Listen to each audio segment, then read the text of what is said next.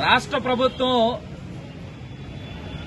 18,000 పైచీలకు ఉన్నటువంటి MDU ration డ్రైవర్లు ఆపరేటర్లు వీళ్ళందరినీ కూడా నిన్న 1వ తారీఖు నుంచి తొలగించినట్టు, అట్లానే రేషన్ షాపుల ద్వారా రేషన్ సరుకులు ఇస్తున్నట్టు గొప్పగా కార్యక్రమాన్ని ప్రకటించింది.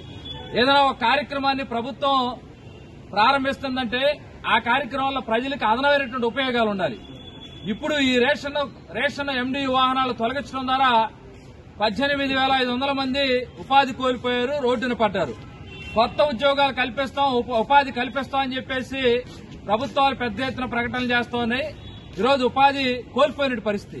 అందుకనే ఈ రేషన్ ఎండియు వాహనదారులు ఎవరైతే ఉన్నారో వీళ్ళందరినీ కూడా కొనసాగించాలని చెప్పేసి సిఐటిగా, అట్లానే సిపిఎం, అట్లానే వివిధ ప్రజా సంఘాలు, వివిధ రేషన్ తీసుకునే ప్రజలందరి తరఫున ఈరోజు మేము డిమాండ్ చేస్తున్నాం. ఈరోజు ఆ శాఖ చూస్తున్నట్టు మనోహర్ గారు ప్రస్తావిస్తా ఉన్నారు, మేము వీళ్ళందరం కూడా రేషన్ వాహనాలు ఏవైతేనో వాటిని ఇచ్చి వాళ్ళకు ఉపాధి కల్పిస్తామని. ఈరోజు మేము చెప్తా ఉన్నాం, ఈ వాహనదారులు నెలకు 3,000 రూపాయలు 2027 వరకే ఈఎంఐ కట్టాలి. అట్లానే కార్పొరేషన్ నుంచి ప్రభుత్వం 6,000 రూపాయలు ఈఎంఐ కట్టాలి. అంటే నెలకు 9,000 రూపాయలు ఈఎంఐ కట్టాలి. ఈ 9,000 రూపాయల ఈఎంఐలు ఎవరు కడతారు? మేము కడతామని చెప్పేసి ప్రకటనలు ఇస్తా ఉన్నారు. ఈరోజు 6 మాసాల నుంచి ప్రభుత్వం కట్టాల్సిన 6,000 రూపాయలు ఈఎంఐ కట్టట్లేదు. అంటే ఓ పక్కనే రేషన్ వాహనదారులు తొలగిస్తూ ఈఎంఐలు కడతామని చెప్పేసి మోసం చేయడం తప్పితే ఇంకో మార్గమే కాదు. ఈరోజు వీళ్ళు న్యాయస్థానంలో ఆశలు ఇచ్చారు. న్యాయస్థానాలు ప్రభుత్వం చెప్పినటువంటి వాటిని నిన్న తర్వాత ఒక నిర్ణయం చెప్తామని చెప్తున్నారు. ఈరోజు మేము చెప్తా ఉన్నాం, ఈ రేషన్ పంపిణీదారులు వీళ్ళు లేకపోతే ప్రతి రేషన్ డీలర్ల పరిధిలో సుమారు 100 మంది పైచీలు 65 సంవత్సరాలు దాటినటువంటి వాళ్ళు వికలాంగులు వీళ్ళందరూ ఉన్న పరిస్థితుంది. ఈరోజు మేము ప్రభుత్వాన్ని కూడా ప్రశ్నిస్తా ఉన్నాం, నిన్న మీరు రేషన్ పంపిణీ కార్యక్రమం ప్రారంభించారు, మంచిదే, రేషన్ పంపిణీ కార్యక్రమాన్ని మేము ప్రారంభించామనేటువంటి మేము స్వాగతిస్తాం. కానీ ఒక్క 65 సంవత్సరాలు దాటినటువంటి వాళ్ళకి కానీ, లేదు వికలాంగులకు కానీ మీరు రేషన్ ఇచ్చిన పద్ధతుల్లో ఈ మండలం పరిధి కానీ, లేదా రాష్ట్రంలో మిగిలిన చోట్ల కానీ ఆ రకమైనటువంటి మేము ఇంతమందికి 65 సంవత్సరాలు దాటిన వాళ్ళకి ఇచ్చినట్టు ఎక్కడా లేదు. అంటే 1వ తారీఖు నుంచి 5వ తారీఖు వరకే మీరు రేషన్ పంపిణీ చేయకపోతే ఆ కుటుంబాల్లో వాళ్ళు ఎట్లా బతకాలి, వాళ్ళు ఎట్లా తిండి తినాలని మేము ప్రశ్నిస్తాం. అట్లానే ఇంకోటి కూడా చెప్తున్నారు, నగదు బదిలీ ఇష్టం లేకపోతే నగదు బదిలీ డబ్బులు ఇస్తామని చెప్పేసి.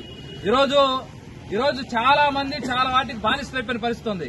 ఈరోజు మద్యానికి బానిసలైన పురుషులు కొన్ని చోట్ల నగదు బదిలీ పథకం ఉంటే రేషన్ వద్దని డబ్బులు తెచ్చుకుంటారు. ఆ కుటుంబం మళ్ళా ఇదే రేషన్ కొనుగోలు చేయాలంటే బయట కేజీ 60 రూపాయలు పెట్టి కొనుగోలు చేయాలి.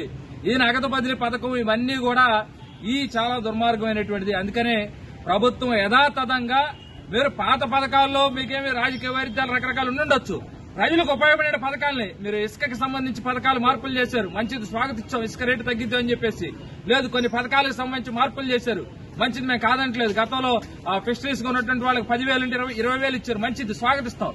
కానీ పెన్షన్లకు సంబంధించి, రేషన్లకు సంబంధించి ఇది ప్రజలకు ఉపయోగపడేటువంటిది. ఈ రేషన్ వాహనదారులు తొలగించడం అనేటువంటిది చాలా దారుణమైనది. ఈ రేషన్ వాహనదారుల ఆపరేటర్లు కొనసాగించాలి, వాళ్ళందరికీ ఉపాధి కల్పించాలి, అట్లానే ప్రజలకు కూడా ఉపయోగపడే పథకం. ప్రజలు నష్టపోతున్నారు అంతిమంగా. అందుకని దీన్ని కొనసాగించాలని చెప్పేసి రేపల్లె మండలంలో తహసీల్దార్ గారికి వినతిపత్రం ఇస్తాం. భవిష్యత్తులో కూడా ఇప్పటికే పలు దఫాలు బాపట్ల జిల్లా కేంద్రంగా, కర్నూలు, నంద్యాల, లేదు విజయవాడ కేంద్రంగా ఆందోళన చేశాం. భవిష్యత్తులో కూడా వీళ్ళకి న్యాయం చేసేందుకు కూడా ఆందోళన కొనసాగిస్తామని చెప్పేసి కూడా సిఐటిగా తెలుపుతా ఉన్నాం.